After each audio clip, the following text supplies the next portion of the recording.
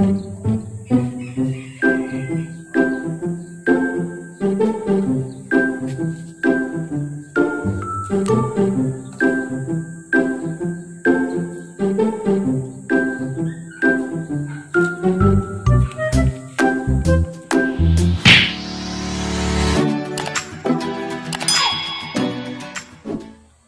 morning mga kaupol!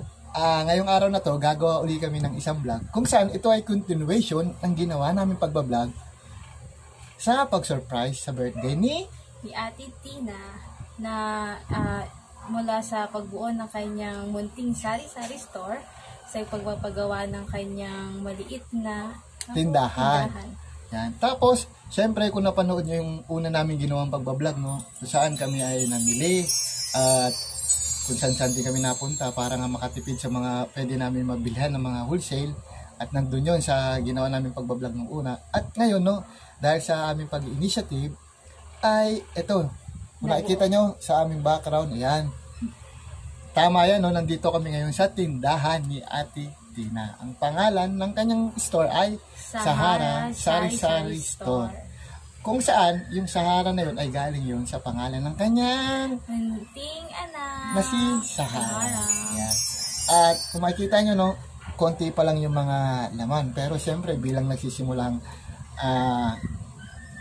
nagtatay ng tindahan, ay unti-unti, no? Sana, unti-unti. Na dumami pa yung kanyang mga laman.